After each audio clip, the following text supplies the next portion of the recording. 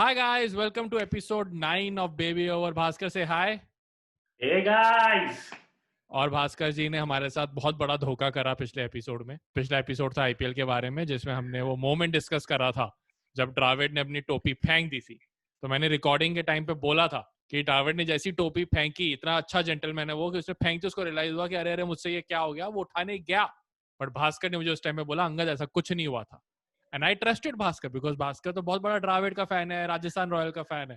मैंने अपनी आंखों को ट्रस्ट नहीं करा बट मैंने भास्कर को ट्रस्ट करा और उसने वो एडिट में हटवा दिया एंड इवेंचुअली पता चलता है कि ड्राविड गया था वो उठाने. एक्सप्लेनेशन तो अंगद मेरे पास कुछ है नहीं, but let me be Steve Harvey and take the full responsibility of the moment and I can just only say I apologise.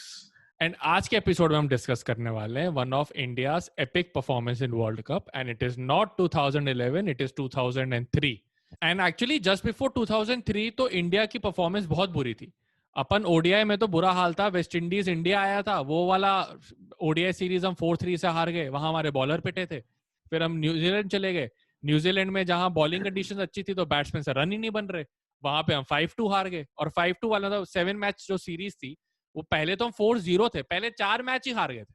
उसके बाद भी जो 2 जीते वो भी ऐसे घसीट घसीट घसीट के जीते. एक मैच जो जीते जिसमें 200 रन चेज करने थे इंडिया को, सहवाग ने एज एन ओपनर 112 रन बनाए हैं, तो भी इंडिया ने लास्ट बॉल पे जाके चेज करा है वो 200 रन. उसमें एक्चुअली इंडिया का स्कोर 182 फॉर 3 था और वो वहां से लास्ट में यार 15 रन पे how can you lose 7 wickets. और उसमें लास्ट बॉल पे आशीष नेहरा नहीं हो रहा है, चौका मारा था. हाँ. और वो अभी भी श्रीनाथ को बोलता था. जैसे ही चौका मारा श्रीनाथ ने ऐसे हाथ ऊपर कर लिया एंड ही वाज सेलिब्रेटिंग. हाँ. तो नेहरा भी नेहरा उसके पास गया, बोला कि आप क्यों सेलिब्रेट कर रहे हो, आपने क्या किया इसके अंदर. But John Wright talks about how bad the Indian reception was जब वो न्यूजीलैंड से हार कर इंडिया आए थे ना वापस. तो कहने लगा वैसे कभी हम किसी टूर्नामेंट से आते थे तो बीसीसीआई मेरे लिए गाड़ी भेजता था विद अ ड्राइवर. कह रहे अब आया था खुद ही कैब ढूंढनी पड़ रही थी, कोई नहीं आया मुझे पिक करने मुंबई एयरपोर्ट पे. देख वो परफॉर्मेंस खराब था इंडिया का, बट एक्चुअली वहां की पिचेस भी बहुत खराब थी. इवन पार्थिव पटेल की बॉलें स्विंग कर रही थी नेट्स में. जो तू बैड परफॉर्मेंसेस की बात कर रहा है ना, वो वेस्ट इंडीज और न्यूजीलैंड पे आके नहीं रुका. India actually lost a match against KwaZulu Natal. तो उस मैच में नटाल ने 190 रन बनाए थे and India got all out on 158. और इस मैच का है ना एक बहुत ही इंटरेस्टिंग स्टोरी है. नटाल के काफी विकेट्स गिर गए थे एंड ऐसा लग रहा था कि ये लोग तो 120-130 पे ऑल आउट हो जाएंगे. सचिन गया दादा के पास, बोला कि दादा यार अपन फिर बैटिंग प्रैक्टिस कैसे करेंगे अगर इन्होंने रन नहीं बनाए तो तू एक काम कर, फील्ड को आगे बुला दे और उनको ऊपर से उठा उठा के मारने दे. तो दादा did the same thing and 190 runs पे ऑल आउट हो गया Natal, which was not a huge score. But then जो नटाल का बॉलिंग था उसने सारे बैट्समैन को आउट कर दिया. तो दाव उल्टा पड़ गया था. Generally leading up to the world cup I just felt like कि इंडिया के बैटिंग ऑर्डर में हमें पता था ये बैट्समैन है, बट उनको कहाँ खिलाना है ये हम बस आज भाई आज तू ओपनिंग कर ले, तेरा मूड कर रहा है, चल चल तो तूने पैड मुझसे पहले पहन लिया, चल तू ओपनिंग कर ले. इसका भी एक इंटरेस्टिंग स्टोरी है. तो हमारे पास 3 ओपनर थे टोटल, गांगुली, तेंदुलकर और सहवाग. अब 15 लोगों से बोला गया कि प्लीज चिट डालो कि तुम्हें कौन चाहिए ओपनिंग के लिए, हु इज द प्लेयर. तो 14 लोगों ने तेंदुलकर सहवाग बोला और एक बंदे ने गांगुली तेंदुलकर बोला. वो गांगुली था क्या? वो ऑब्वियसली और कौन होता. बट हाँ इंडिया का इवन मिडिल ऑर्डर पे भी Dravid and Yuvraj were able to perform. एक तो मेरे हिसाब से द्राविड बहुत ही नीचे आ रहा था.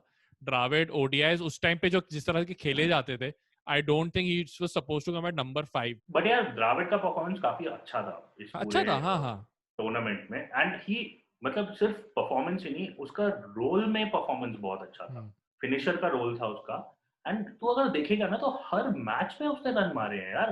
एंड प्लस उसने वो प्रॉब्लम सॉल्व कर ली थी इंडिया की यार, विकेट कीपिंग वाली, जो हमारे जमाने से चल ही रहा था कि एक विकेट कीपर होता था नॉन बैट्समैन. तो अभी हमने बैट्समैन को नॉन विकेट कीपर को विकेट कीपर बना दिया. मतलब काफी कंफ्यूजिंग सेंटेंस है बट लोगों को समझ में आ गया होगा.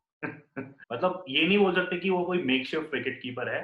उसने बहुत अच्छे कैचेस पकड़े थे. स्पेशली मेरे को याद है इंग्लैंड के अगेंस्ट जो मैच था, उसने बहुत अच्छे क्लोज कैचेस पकड़े थे which are very difficult to take. तो न्यूजीलैंड वाले उसमें तो सेटअप में लक्ष्मण भी था, Laxman got dropped, he wasn't selected for the world cup. So Ganguly को भी एक 3D प्लेयर चाहिए था. तो उसने दिनेश मोंगिया को लिया इंस्टेड ऑफ लक्ष्मण. खैर just to explain the format to people, इसमें पहले 2 पूल टेबल बने हैं जिसमें 7-7 टीमें, फिर उसके बाद टॉप 3 दोनों की तरफ जाएंगे और सुपर 6 होगा। ये दूसरी बारी हो रहा था सुपर 6s, और सुपर 6s में बेसिकली यही होता है कि एक पूल के विनर्स दूसरे पूल के साथ खेलते हैं, फिर उसमें से टॉप 4 सेलेक्ट होंगे और वो semifinal and then obviously final. And अपनी टीम्स में से जो एसोसिएट मेंबर्स में से आए हैं, कनाडा खेल रहा है, नमीबिया खेल रहा है, नेदरलैंड खेल रहा है। तेरे को पता है ये कनाडा का सेकंड वर्ल्ड कप था, पहला वर्ल्ड कप कौन सा था कनाडा का? 1979। अरे बाप रे, एकदम सही।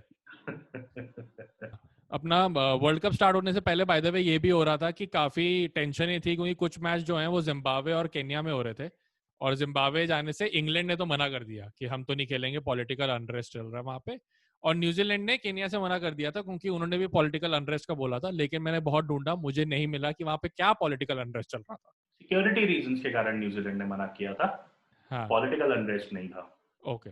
जिम्बाब्वे में भी इट वाज इंग्लैंड और ऑस्ट्रेलिया की गवर्नमेंट्स ने अपने प्लेयर्स को बोला था कि मत जाना, बट इंग्लैंड नहीं गया and Australia went and played. वो तो खैर ऑस्ट्रेलिया ने 96 में ऐसे श्रीलंका नहीं गया था ना खेलने के लिए, फिर श्रीलंका ने फाइनल में लपेट दिया था, तो ऑस्ट्रेलिया वाला लगा चले जाते हैं भाई इस बारी कुछ पता नहीं कहीं कुछ होना जाए, गड़बड़ ना हो जाए। तो इंडिया का पहला मैच था नेदरलैंड्स के साथ, एंड इस पे उम्मीद थी कि अब तो इंडियन टीम फॉर्म में आ जाएगी, और इंडिया ने पहले बैटिंग भी ली, तो जी लगा 300 रन तो बना ही लेंगे। 204 रन बने हमारे टोटल। सचिन तेंदुलकर ने 52 रन मारे थे, बट वो इतना नर्वस खेल रहा था, मुझे ऐसा लग रहा था कि नेदरलैंड की जगह कोई ग्रेट्स को फेस कर रहा है, कि अकरम है जिनको संभल संभल के खेल रहा है। बाद में आई थिंक युवराज सिंह जिसने थोड़े से रन मारे थे अलॉन्ग विद तेंदुलकर, और टीम को 200 के पार लेके गया था। 200 के पार ले जाने के लिए हरभजन और कुंबले को भी खेलना पड़ा था, तब जाके तो टीम 200 पार हुई थी। Yes, everyone had to play, everyone had to contribute, it had to be a team effort। हम नेदरलैंड को हरा पाए यार, डूड मैं सोच नहीं सकता था। मतलब जब 204 बने थे तो मुझे ध्यान था, मुझे लगा कि गई भाई, ये पहला मैच ही हम हार रहे हैं। बट वो तो हमारे पास बॉलर्स बड़े अच्छे थे, so कुंबले और श्रीनाथ ने हमें बचा लिया। One thing we missed was, Srinath इस वर्ल्ड कप से पहले रिटायरमेंट ले चुका था, बट हमारा बॉलिंग में इतना कम पेनिट्रेशन गांगुली को दिख रहा था कि उसने उसे रिक्वेस्ट किया कि प्लीज तू आगे वर्ल्ड कप खेल ले और उसके बाद रिटायर कर जाना। टिम डी लीडे जो इस मैच का मैन ऑफ द मैच भी था, उसकी बॉलें यार स्विंग कर रही थी, he was not express pace, वो एकदम medium pace dibbly dobbly bowler था, बट कोई खेल ही नहीं पा रहा था उसको। टिम का जब मैं चेक कर रहा था ना टोटल विकेट्स टेकन की लिस्ट इन 2003 वर्ल्ड कप, तो वो कुछ 16th नंबर पे आता है, ठीक है। उसने 6 मैचेस में उतनी विकेट ली है जितनी हरभजन ने 10 मैचेस में ली है। खैर नेदरलैंड्स से तो बाल बाल जीत गए, थोड़ी उम्मीद बची थी कि शायद अब, क्योंकि हम तो है ही ऑप्टिमिस्टिक, तो है ही हम अपनी बैटिंग के। फिर अगला मैच ऑस्ट्रेलिया के साथ हुआ, वहां पे भी हमारी पहली बैटिंग आई, एंड ऑस्ट्रेलिया के पास तो बॉलर्स नेदरलैंड से भी बेटर थे, तो हम 125 पे ऑल आउट। एक्चुअली ये जो 125 रन भी थे ये काफी ज्यादा ओवर्स में बने थे, ऐसा नहीं कि 20 ओवर में बना दिया हमने, 36-37 ओवर हमने लिए थे। और इंडिया ये भी नहीं बोल सकता था कि भाई पिच डिफिकल्ट थी, बॉल बहुत घूम रही है, क्योंकि जब ऑस्ट्रेलिया ने बैटिंग करनी शुरू करी तो उनका एकदम पाटा विकेट हो गया था, उन्होंने 20 ओवर में बना दिया 125। एक है ना मिड इनिंग्स में एक बात हो रही थी, एक बार कोई शारजा में मैच हुआ था जब इंडिया ने 125 रन मारे थे और पाकिस्तान के अगेंस्ट, और पाकिस्तान को फिर 87 पे ऑल आउट करके मैच जीत लिया था। तो मेरे पापा की अरे 125 तो बहुत ही है ना अच्छा नंबर है अपने लिए, अभी देख अपन जीत जाएंगे। एंड कमेंटेटर्स भी यही बात करेगी, can India repeat history, can India repeat history. But जो उसने गिलक्रिस्ट और हेडन ने आके धुलाई की 87 तो शायद 10-12 ओवर में ही मार गए थे। इंडिया का ये लोएस्ट स्कोर है वर्ल्ड कप में आज तक, 125। तेरे को पता है ऑस्ट्रेलिया का लोएस्ट स्कोर क्या है वर्ल्ड कप में? नहीं यार, ऑस्ट्रेलिया का लोएस्ट स्कोर इज एक्चुअली 129। ओह, किसके अगेंस्ट मारे थे? इंडिया के अगेंस्ट। क्या बात कर रहा है, कब? 1983 वर्ल्ड कप में। वो मैन, लेकिन सबसे इंटरेस्टिंग बात यह है कि जो 1983 वर्ल्ड कप वाला जो मैच हो रहा था उसमें एक इंसान था, और वो ही एक इंसान इधर 2003 वर्ल्ड कप में भी था। गेस कर सकता है कौन? अगर मतलब तू सोच कौन सा इंसान हो सकता है, दोनों जगह हो सकता है, किस फील्ड का? वो तो यार कोई मैनेजर वगैरह ही होगा। नहीं। कमेंटेटर? नहीं। अंपायर? डिकी बर्ड था क्या? नहीं, David Shepherd. David Shepherd, oh man. तो वो दोनों में था, and he saw the lowest of lows for both the teams. But genuinely तेरे को पता है वर्ल्ड कप पे लोवेस्ट स्कोर कितना है? 36. हाँ, इसी 2003 में बना था. हाँ. कनाडा नहीं मारा था. एंड उससे पहले भी बाय द वे कनाडा का ही रिकॉर्ड था, वो 1979 में उन्होंने मारे थे 45. Wow, Canada is just improving. हम फैंस को तो ऑब्वियसली गुस्सा चढ़ ही रहा था जब इंडिया ऑस्ट्रेलिया से हार गया, बट कुछ फैंस को इतना गुस्सा चढ़ रहा था कि उन्होंने जाके पुतले बनाए और जाके आग लगाने लग गए. ठीक है, ग्राउंड सड़कों पे. तुझे लग रहा है एक तो तू बैटिंग फॉर्म में नहीं है, तू घर वापस आता है तो न्यूज चैनल लगाता है और फिर देख रहा है तेरा ही पुतला तेरे ही घर के बाहर जलाया जा रहा है. लोगों के घरों पे पत्थर फेंके जा रहे हैं. हाँ. उनके मोहम्मद कैफ के घर पे वो काला कलर फेंक दिया गया था.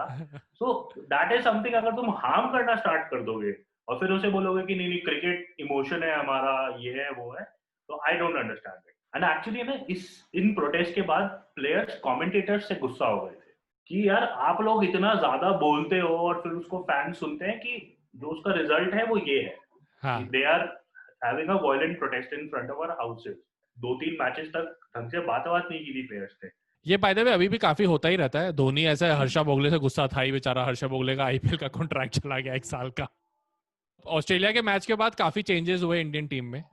मतलब फील्ड पे चेंजेस नहीं हुए. चेंजेस सबसे बड़ा ये हुआ था, जॉन राइट एक साइकोलॉजिस्ट को ले आया था, सैंडी गॉर्डन करके, and he was the same team psychologist जो ऑस्ट्रेलिया के साथ था 99 वर्ल्ड कप में. सैंडी गॉर्डन ने पहली चीज आके इनको यही बोली थी, तो समझाया कि ऑस्ट्रेलिया ने उस टाइम किस तरह से डील करा था. नहीं वो लाइक तुम्हें कुछ भी प्रॉब्लम होगी मेरे पास आओ, मुझसे बात करो. तो ही टुक आल्सो इंडिविजुअल सेशंस. एंड उसने इंडियंस को एक और चीज बताई कि तुम्हें अब फक यू एटीट्यूड होना चाहिए. अब ये एटीट्यूड नहीं चलेगा कि नहीं I want them to be proud. नहीं, उनको दिखाओ कि तुम काबिल हो. And he started all those practices of you know जब भी विकेट होगी तो टीम हडल होगा. जिम्बाब्वे मैच से पहले इन्होंने वो भी शुरू कर दिया था कि पेपर पे लिखते थे आई कैन वी कैन, और फिर सारी टीम उसे साइन करती थी. कितना सरकारी है यार. ये नहीं खड़े होके बोल रहे आई कैन वी कैन. ये सोसाइटियों में नहीं होता कि शाम को 5 बजे से 8 बजे तक पानी नहीं आएगा, तो सारे मेंबर्स उस पर साइन कर रहे होते हैं. जब है ना ये प्लेयर इंटरव्यूज चल रहे थे ना, सैंडी गॉर्डन के सेशंस, 1-on-1 सेशंस, तो उसने सबसे बात करके एक कॉमन मोटो निकाला था, नाउ और नेवर. सो ही एक्चुअली, मैंने 3 ही लोगों का पढ़ा था. उसने भज्जी से पूछा, तो भज्जी बोला कि लड़ेंगे नहीं तो मरेंगे. मतलब मरने वारने की बात यार. उसने गांगुली से पूछा तो गांगुली ने बोला कि अब नहीं तो कब, which is a nice slogan. हाँ. राहुल द्रविड़ हमारी टीम का फुंगसुक वांगड़ू था. उसने बोला कि toil now and reap benefits later, ऐसे कुछ बोला था, which meant कि काबिल बनो, सफलता पीछे पीछे झक मारा के आएगी. वो बाद में क्या द्रविड़ को 2007 में लग रहा होगा कि वो 2003 में जो मेहनत करी थी, 7 में तो कुछ नहीं मिला भाई. तभी करो मेहनत जो करनी है. बट गुड तूने 2007 की बात छेड़ी, तो बिकॉज टीम का एटमॉस्फेयर अच्छा था ना 2003 वर्ल्ड कप में, तो हमें वो चीज, वो एनर्जी फील्ड पे कन्वर्ट होते हुए दिखाई दे रही थी. बट इफ यू सी 2007 का world cup, team was much more experienced. अब तक ये लड़के सारे स्टार बन चुके थे, सुपर स्टार्स बन चुके थे, but because of all the tensions वो एनर्जी वहां नहीं दिख रही थी. हाँ, तो जिम्बाब्वे वाला मैच शुरू होता है और सारा यस वी कैन और सब कुछ कमाल दिखा रहा है अपना. सहवाग और तेंदुलकर की 99 रन की पार्टनरशिप होती है. आपको लग रहा है बस जी आ गए जी, लड़के फॉर्म में आ गए. फिर सहवाग आउट हुआ, फिर अपना तेंदुलकर आउट हुआ. बाय द वे इसमें वापस सहवाग और तेंदुलकर एज ओपनर्स आ गए थे जिम्बाब्वे मैच में. पहले 2 मैचेस में देवर गांगुली एंड तेंदुलकर. फिर इंडिया की विकेट थोड़ी जल्दी जल्दी गिरे और अपन 187 फॉर 5 हो गए थे कुछ 37 ओवर्स में. तो लगने लगा यार ये फिर भसूड़ी ना मचा दे, फिर ये 210 के नीचे ऑल आउट हो जाएंगे. बट द्रविड़ इस टाइम टिका रहा. कैफ ने भी बड़े क्विक 25 मारे ऑफ 25 बॉल्स एंड इंडिया को 250 टाप दिया. वो 250 टापना ही लग रहा था कि भाई साहब आज तो 600 रन बना दिया हमने. एंड बॉलिंग में भी हमने चेंज करा. पहले 2 मैचेस में we were still going with 2 spinners because the idea was that India will go with best 4 bowlers. Now we went with 3 pacers and 1 spinner, and वो हरभजन पिक होता था हर बारी. कभी मतलब जिम्बाब्वे बेसिकली बैटिंग वाइज उनको मौका मिला ही नहीं. They had very slow run rate. मुझे सबसे फनी लगता है एंडी फ्लावर का आउट होना. बोल्ड हुआ था ना भज्जी की बॉल पे, हाँ, विकेट के पीछे. हाँ, तो वो उसका फनी लेग्स के पीछे से. हाँ, लेग्स के पीछे से. तो उसमें फनी है कि उसको लगा उसने बैट से बॉल छू दी है और विकेट से लग के बॉल चली गई. उसको लगा बॉल चौके के लिए जा रही है, तो वो भागा. जैसे उसने एक कदम दिया तो उसने देखा हरभजन सेलिब्रेट कर रहा है. वो पीछे मुड़ा, कह रहा है मैं आउट हो गया. बट है ना, एंडी फ्लावर एक प्लेयर था जो जिम्बाब्वे को एकदम होल्ड करके रखता था. He was probably there Tendulkar. हाँ probably उसको नहीं, he आउट was करना. there तेंदुलकर. मैं जिम्बाब्वे से डर तो लगता था यार, वो कभी कभी हिंदुस्तान को बहुत तंग करते थे. मेरे को लगता है कि जिम्बाब्वे का उस टाइम पे लाइफ में एक प्रेशर ही दूसरा चल रहा था, जो उनकी कंट्री का प्रेशर चल रहा था.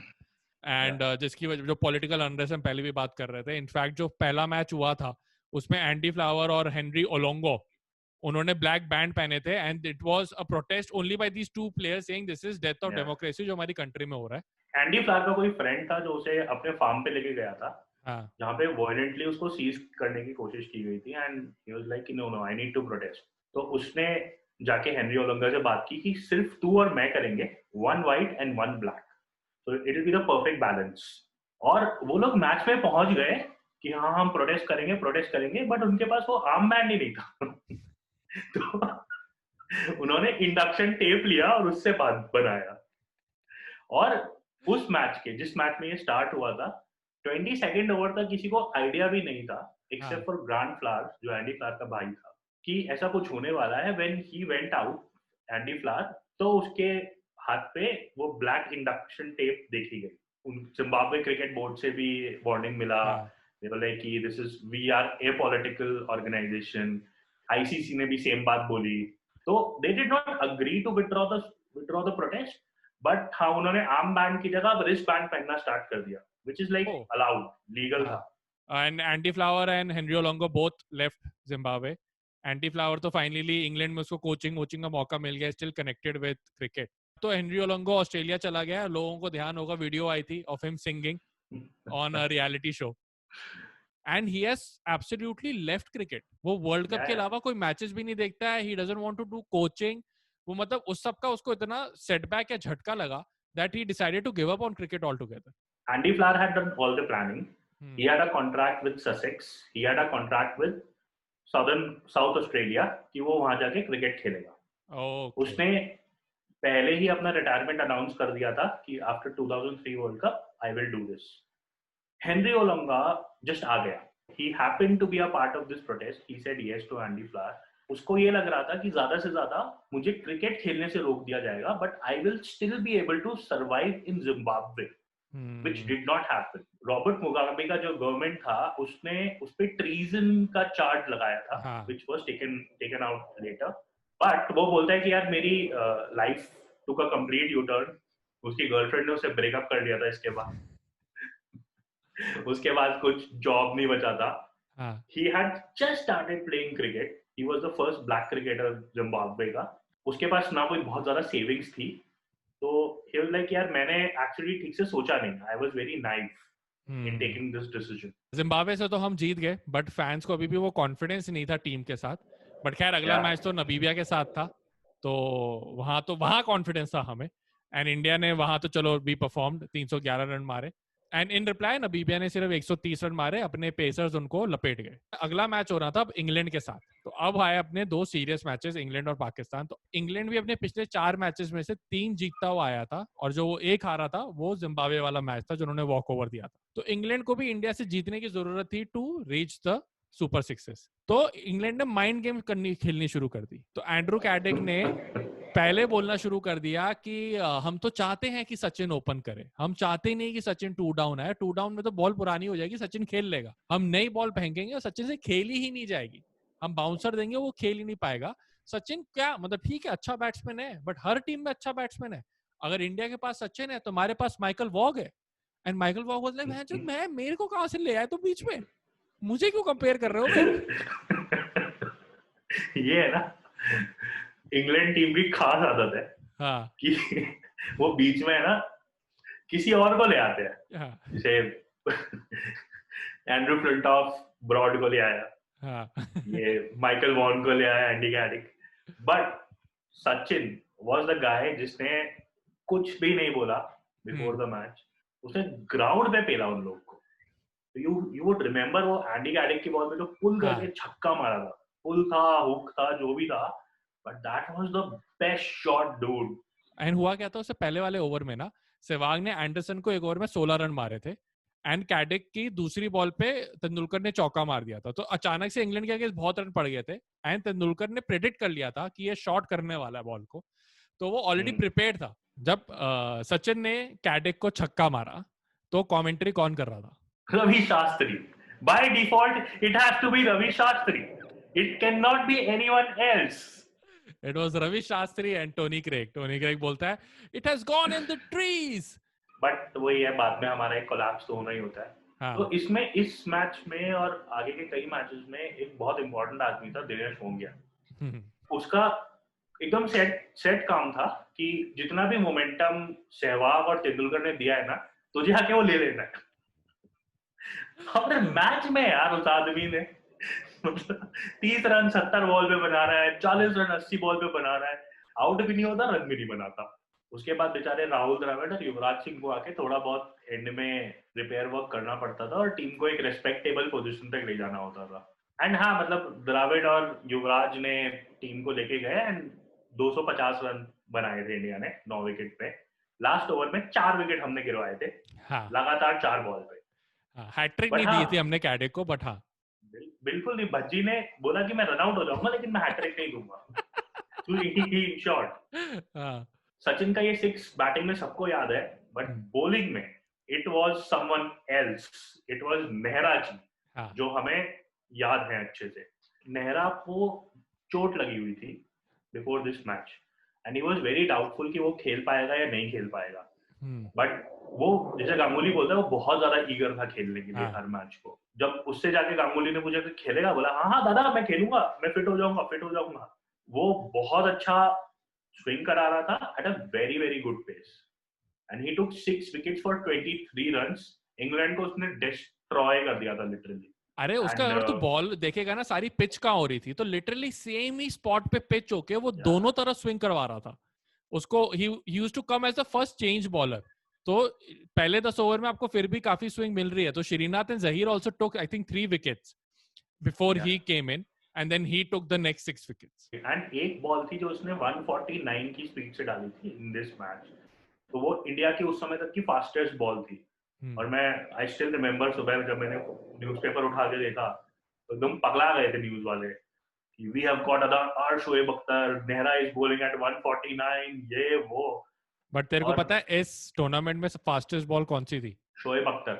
हाँ, अगेंस्ट इंग्लैंड ऑल्सो 161 मारे थे। अगेंस्ट इंग्लैंड ही मारा था उसने भी। आई थिंक इंग्लैंड के अगेंस्ट दोनों नेहरा और शोएब अख्तर को वो कॉलोनियल गुस्सा था कि तुमने हम पे 200 साल रूल करा, ये ले और तेज ये ले। और नेहरा की एक और बात बड़ी फेमस है इस मैच में, उसने 10 ओवर जो थे लगातार डाले थे, हाँ by the way, on the trout. And फिर उसके बाद उसने केला खाया था और फिर उल्टी हो गई थी उसको। तो ये जो नेहरा जी का 6 for 23 है, ये वर्ल्ड कप में इंडिया के लिए बेस्ट बॉलिंग फिगर है। आज तक किसी और बॉलर ने 6 विकेट नहीं लिए।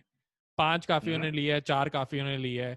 एंड ये ज्यादातर this list is dominated by pacers, जो उस टाइम तक, जो 2003 वर्ल्ड कप जब इंग्लैंड का मैच हो रहा था, तब तक the best bowling figure by a spinner in world cup पता है किसका था? इंडियन। हाँ, कुंबले ही होगा यार। नहीं, युवराज सिंह था। उसने 4 विकेट ली थी। हाँ, 4 विकेट ली थी 6 रन देके अगेंस्ट नमीबिया। ठीक है, नमीबिया उससे पिछला मैच। तो जब युवराज ने 4 विकेट ली थी 6 रन देकर, वो बेस्ट बॉलिंग फिगर बनी बाय एन इंडियन स्पिनर। उससे पहले कौन सी थी? वेंकटपति राजू। नहीं, उससे पहले कुंबले था और उसने नेदरलैंड्स के अगेंस्ट ली थी 2003 वर्ल्ड कप में। अबे क्या चल रहा है यार, हर मैच में रिकॉर्ड ब्रेक हो रहे हैं। बाय द वे अभी तक वो युवराज का ही है यार। एट दिस पॉइंट युवराज ने आयरलैंड के अगेंस्ट 5 विकेट ली थी 2011 में। सो द बेस्ट स्पिनर का बॉलिंग फिगर इज युवराज। वो man, Yuvraj Singh, you should have bowled more dude. हाँ, ही शुड हैव। तो नेहरा का तो इंडिया के लिए रिकॉर्ड है 6 for 23। तेरे को पता है वर्ल्ड कप में बेस्ट बॉलिंग फिगर किसकी है? शमिंदा वास 7 for 30। नहीं, तो शमिंदा वास ने 7 विकेट ली नहीं है भाई वर्ल्ड कप में। वर्ल्ड कप में नहीं ली क्या? मेरे को ऐसे याद आ रहा था उसका। हाँ, नहीं, मैग्रा का है 7 for 15। 15 या डूड इसी में लिया था। हाँ, और नेक्स्ट बेस्ट इज एंडी विकल 7 for 20, वो भी इंग्लैंड के अगेंस्ट इसी वर्ल्ड कप में। तो इस वर्ल्ड कप में अगर तू बेस्ट बॉलिंग फिगर निकालेगा ना, तो काफी इस वर्ल्ड कप में थी। तो पता है इस सबसे रियलाइज होना शुरू होता है कि ये वर्ल्ड कप एक्चुअली बैट और बॉल के बीच में काफी सही बैलेंस था। अगर तुम में वो टेम्परामेंट है खेलने का, तुम अच्छा खेल पाओगे, otherwise bowlers will take wickets. तो इंग्लैंड का मैच हुआ। अब हमारा अगला मैच है जो हमारा आखिरी लीग मैच है, which is against Pakistan. And Pakistan का अभी तक वर्ल्ड कप बहुत खराब जा रहा है. वो एक्चुअली सिर्फ मिनों से ही जीते, बाकी ऑस्ट्रेलिया से वो हारे हैं और इंग्लैंड से भी बुरी तरह से हारे थे. तो पाकिस्तान अपनी बैटिंग स्टार्ट करता है एंड अनवर एज यूजुअल, हम हिंदुस्तानी बॉलर्स को देखता है तो उसको बॉलर नजर नहीं आते, उसको बॉलिंग मशीन नजर आती है और वो फिर से एक सेंचुरी मार देता है. 101 रन मारे उसने. एंड पाकिस्तान ने एक्चुअली 273 बना लिए थे, जो उस टाइम बाय द वे ना वर्ल्ड कप में बहुत अच्छा स्कोर था. 273 उस वर्ल्ड कप में चेज ही नहीं हुए थे तब तक, और उसके आगे भी नहीं होंगे बाय द वे. ना ये जो मैच था, ये एक और बात के लिए हमारे घर में फेमस है. हाँ, कि हमने जिंदगी में पहली बार खाना बाहर से ऑर्डर किया था, lunch. It was that interesting, everyone was watching it. तो सईद अनवर के बारे में मैं काफी कुछ पढ़ रहा था एंड मुझे हमेशा ये लगता है कि वो मतलब he was a genius as an opener, but उसको वो इज्जत नहीं मिला करती थी. एंड मैं पढ़ रहा था and I was surprised dude, जो हम याद है तेरे को हमने बात करी थी that how 1996 Sri Lankan team they came to sort of redefine how ODI batting is done, कि ओपनर्स मारेंगे और ये मारेंगे. और वो काम उससे पहले एक सचिन ने भी कर रखा है. सचिन ने 94 में इंडियन मैनेजमेंट के पास गया था कि भाई करवा दो मुझसे ओपनिंग, मान नहीं रही थी मैनेजमेंट. फिर सिद्धू की एक दिन गर्दन में मोच आ गई, तेंदुलकर ने कहा अब तो ओपनर नहीं, अब तो मुझे भेज दो यार, and then he changed it. But उससे पहले ना ये क्रेडिट दिया जाता है एक्चुअली न्यूजीलैंड टीम को इन 1992 वर्ल्ड कप. मार्टिन क्रो ने, उसका कोई पिंच हिटर था, नीचे आता था, उसने माइक ग्रेट बैच को बोला था तुम ऊपर आओ, एंड उसको एज एन ओपनर लेके गया था. And he played matches with like 100 का स्ट्राइक रेट. इन 1992 तो 100 स्ट्राइक रेट बोल लगा, अरे बाप रे बाप, ठीक है. लेकिन अगर तुम उससे पहले सईद अनवर का देखो ना, बिटवीन 1989 में उसने डेब्यू करा था टिल 1992, उसने उन 3 साल में कुछ 1400-1500 रन मारे थे as an opener at a strike rate of 85. And the next best strike rate was actually of Kris Srikkanth as an opener, और वो स्ट्राइक रेट थी 71. तो Saeed Anwar was one of those first players जिन्होंने एज अ ओपनर आके ना ये ring को clear करके शॉट, इन सर्कल को क्लियर करके शॉट मारना और ये सब उसने शुरू करा था. बट क्योंकि वो टीम के अंदर थ्रू आउट रहता नहीं था, 1992 वर्ल्ड कप में भी वो इंजर्ड था तो खेल नहीं पाया. एंड दूसरा, उसको लोग पसंद नहीं करते थे बिकॉज उसके पास फुटवर्क नहीं था. तो लोग वो टेक्निकल बातों में फिर से अड़ जाते थे कि इसके पैर नहीं चलते तो ये अच्छा प्लेयर, उसको टेस्ट बैट्समैन नहीं मानते थे यार कितने टाइम तक. जो उसने पेल के इंडिया को मारा है ना, मतलब अगर उसके पास फुटवर्क होता तो पता नहीं क्या कर सकता. हाँ, मतलब I kind of agree with you कि उसको उन लेजेंड्स में नहीं गिना जाता पाकिस्तान में. And this has been a problem with Pakistan cricket कि इतने भयंकर टैलेंटेड बंदे होते हैं बट उनको यार इन आउट ही करते रहते हैं टीम से. इंडिया की बैटिंग स्टार्ट होती है, 274 चेस करने हैं और इंडिया को मेरे हिसाब से ये रन 40 ओवर में बनाने थे. क्यों? क्योंकि 10 ओवर तो वसीम अकरम के है. मुझे लगता ही नहीं था कि उसकी बॉल में रन पड़ेंगे. अब सहवाग बोलता है कि उसने सचिन को बोला कि यार पाजी आप स्ट्राइक ले लो. सचिन कभी भी स्ट्राइक नहीं लेता था जाके. That day he did not say anything. वो गया और जाके स्ट्राइकर एंड पे खड़ा हो गया. That is how great a player Sachin is, because he new कि उसके लिए लीड बाय एग्जांपल करना इस मैच में बहुत जरूरी है. And the first ball he faced of Wasim Akram मेरे साथ साथ पूरे इंडिया का कॉन्फिडेंस बढ़ा दिया था कि वसीम अकरम को मारा जा सकता है. That was an exquisite square drive. Shoaib Akhtar ने भी इस मैच से पहले बड़ी बड़ी बातें की थी अगेंस्ट तेंदुलकर की, तेंदुलकर को तो मैं देख लूंगा जी, एक यॉर्कर पड़ेगी. एंड उसने एक टेस्ट मैच में कोलकाता में तेंदुलकर को बोल्ड किया हुआ है. हाँ. तो वो अपनी पूरी जिंदगी उसी का गाना गाता रहता है कि मेरे वो परफेक्ट यॉर्कर थी, Tendulkar was taking me lightly, this and that. He was doing the same thing before this match also, and Tendulkar did not say a word. वो छक्का जो था वो आई थिंक हर इंडियन के दिमाग में etched है. That uppercut which went for a 6, lovely shot. And इससे पहले सहवाग ऐसे शॉट मारता रहता था, but it was the first time I had seen Tendulkar doing it. मैं हमेशा सोचता हूँ यार वो शॉट लोगों को इतनी पसंद क्यों आती है, because you also have to look at कि वो शॉट कब आया था. पहले 2 ओवर में आ गया था. There was no need. A Tendulkar before this World Cup would probably have let the ball go. But ये तेंदुलकर जो 2003 वर्ल्ड कप में आया था, ये अलग ही मूड में आया था. इसने क्लियर कर दिया था टीम को कि मैं तो ओपनिंग कर रहा हूँ, जिसको खिलाना 2 डाउन 3 डाउन तुम खिलाओ, वो बसर तुम संभालो, मैं ओपनिंग करूंगा और मैं लेके जाऊंगा टीम को. इंडिया पाकिस्तान गेम सीधा सीधा तो एंड हो नहीं सकता. वकार यूनुस आता है, he gets Sehwag out. Next ball he traps Ganguly. 2 wicket गिर चुके हैं और इंडिया काइंड ऑफ प्रेशर में है.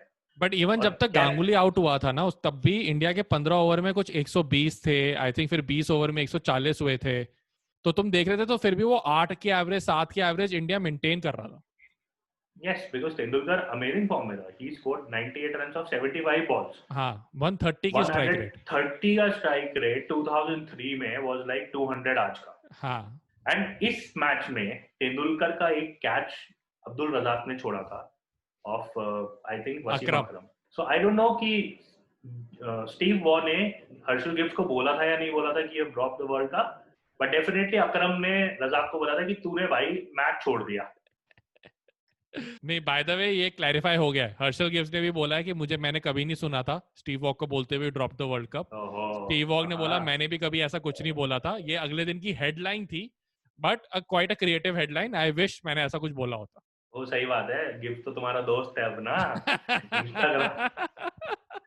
सब बता रखा है. He has given the clarification to you. Tendulkar का आगे वो भी हो गया था, उसकी पीठ दर्द हो गई थी बहुत ज्यादा. तो उसने सब्स्टिट्यूट बुलवाया था. सहवाग आया था. और जब सहवाग पूरा पैड पूड हेलमेट पहन के, तो मुझे वही लगता है जब सब्स्टिट्यूट आता है उसको भी उतना ही तैयार होना पड़ता है जितना बैट्समैन तैयार है. और अगली बॉल पे ही सहवाग सचिन आउट हो गया था. तो सहवाग को लगा फिटे मुंह वैसे ही हो जाते. मुझे इतना तैयार करवाया. चलो पाजी चलो. बट यार in the end it was an easy victory for India. कभी भी ऐसा लगा नहीं. But the easy victory was only because of the way Sachin and Sehwag started. Because बाद में द्रविड़ और युवराज जब खेल रहे थे उनके पास इतना बैंडविड्थ था खेलने के लिए. द्रविड़ को अगर तुमने दे दिया ना कि भाई है तेरे पास 25 ओवर है, आराम से अपना मूड बना के खेल, फिर द्रविड़ 90 की स्ट्राइक रेट पे खेल जाएगा. तो इंडिया अब सुपर सिक्सेस में पहुंच जाता है. अब क्या हुआ है कि टीम अपने ड्रेसिंग रूम में आई है. And this I have read up. ठीक है, it's not from a 100% verified source but sort of verified source. तो दे से कि इंडियन टीम उस टाइम पे इतनी खुश थी बिकॉज इतनी गाली गलोच हो रहा था और इतनी बैक टू बैक अच्छी परफॉर्मेंस रही कि they had beer in the dressing room. And उसके बाद उन्होंने बियर का कैन लिया, उसको जमीन पे रखा और उन्होंने ये बोला ये कैन सुनील गावस्कर है, और उसके ऊपर चढ़ गए. फिर अगला कैन रखा कि ये कैन सपोजिंग रवि शास्त्री है. मतलब जिस सीनियर क्रिकेटर टर्न कमेंटेटर ने उनको फालतू बोला था उन सबको उन्होंने कैन रख के पिचकाया है.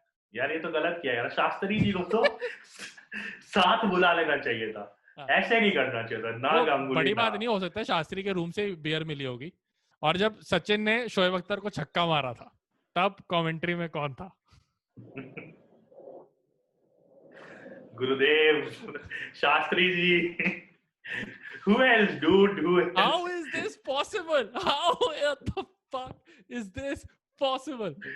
मतलब जब उसने वो छक्का मारा था तब रमीज राजा कर रहा था कमेंट्री, बट उसके 2 लोग होते थे ना तब कमेंट्री में. तो दूसरा बंदा रवि शास्त्री था. पूरा उसने रमीज राजा ने करा था उस टाइम पे. शास्त्री जी आप ग्रेट हो बा. आप वापस कमेंट्री करो. आप कमेंट्री कम कोच बन जाओ, हमें चलेगा. ओके गाइस, एज एक्सपेक्टेड हमारा डिस्कशन बहुत लंबा चला है, तो हम इस वीडियो को 2 पार्ट में स्प्लिट करने वाले हैं. This is end of part 1 जहां तक हम लीग स्टेज डिस्कस कर रहे हैं. पार्ट 2 में सुपर 6 से सेमीफाइनल और फाइनल. पार्ट 2 आएगा संडे को 7 बजे 7 PM पे. तो अगर आप उसके बाद देख रहे हो तो मैं ऊपर कार्ड डाल दूंगा. अगर उससे पहले देख रहे हो तो संडे 7 बजे दोबारा आ जाना. और हाँ, अगर आपको ये वीडियो अच्छा लगा है तो don't forget to like, subscribe and share. बहुत इंपॉर्टेंट है शेयर करना. कमेंट आपकी मर्जी है, मैं फोर्स नहीं करूंगा.